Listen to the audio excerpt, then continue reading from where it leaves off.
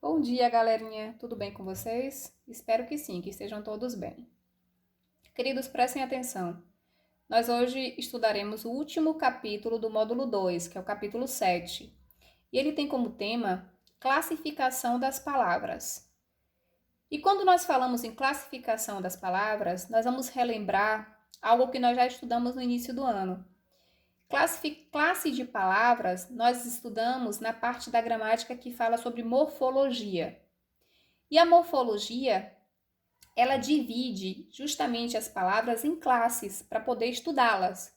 E aí nós temos as classes dos substantivos, dos adjetivos, dos verbos, dos pronomes, dos numerais, dos artigos, dos advérbios, das preposições, das conjunções e das interjeições. Então a morfologia, ela divide essas palavras em 10 classes. E justamente as classes que nós estudamos na nossa vida acadêmica na matéria de língua portuguesa ou gramática, tá certo? Alguns estudiosos, eles trouxeram, gente, para nós o conceito de sistemas. E assim, eles abordam ainda que nós temos dois tipos de sistemas. Como assim, Pro? É simples, é bem simples. Eles falam que o nosso esquema morfossintático, ele é dividido em dois tipos de sistemas. Um sistema aberto e um sistema fechado. E o que vai ser esse sistema aberto? Vai ser aquele em que o número de palavras ele é ilimitado. Ele tende a crescer porque ele é indefinido. Ele, na verdade, não vai ter fim, ele é ilimitado. E aí, assim, quais são as classes gramaticais que pertencem, as classes de palavras que pertencem a esse sistema aberto?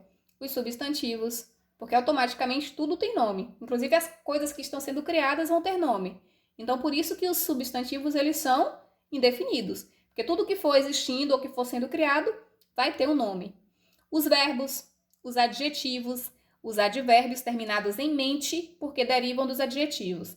Então, essas classes de palavras aí, elas são consideradas sistemas abertos. Por quê? Porque elas são indefinidas. Nós não podemos dizer quais são os substantivos? Na verdade, são essas palavras, essas aqui, essas aqui. Não, não tem como a gente saber, porque de acordo com as novas criações, os substantivos eles vão se renovando. Então não tem como terminarmos ou limitarmos esses substantivos, esses verbos, esses adjetivos e assim sucessivamente. Já o sistema fechado, ele é diferente. Ele é justamente aquele sistema que tem um número de palavras que ele é restrito. Ele não tende a crescer. Exemplo, os artigos. Eu tenho dois tipos de artigos, definidos e indefinidos. Os definidos são a, o, as, os. Os indefinidos, uma, uns, umas. Pronto. É um sistema fechado, acabou aí. Ele não vai crescer mais. A mesma forma, numerais, pronomes, advérbios, preposições, a, ante, até, após, com, contra, lembra? Conjunções, coordenativas e subordinativas. Então, assim, o sistema fechado, ele é restrito. São aquelas palavras que pertencem àquela classe de palavras. Já o aberto não, ele é indefinido. Ele tende a crescer de acordo com a movimentação da língua, tá? Essa é a diferença.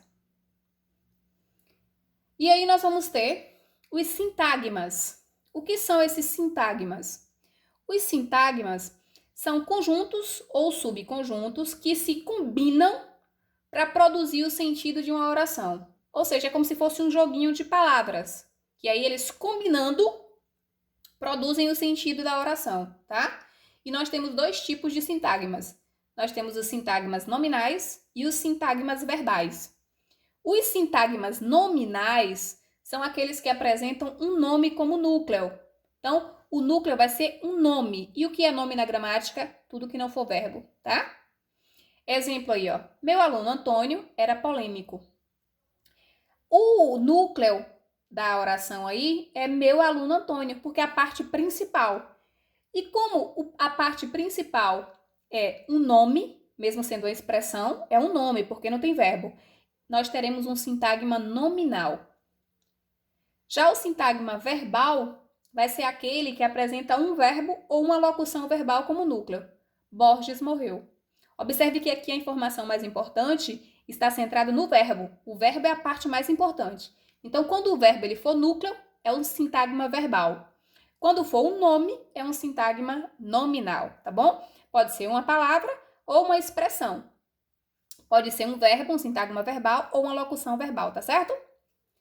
Para finalizarmos nosso encontro de hoje, eu vou pedir para que vocês façam as últimas atividades do módulo de gramática, do módulo 2, tá bom? São 2 atividades, da página 22 à página 32. Então, façam, por favor, é a última atividade, e no próximo encontro eu também mandarei os gabaritos para a gente corrigir, viu? Um beijo, queridos, fiquem com Deus. Até o próximo encontro. E assistam às aulas e façam as atividades com atenção, tá bom? Beijos!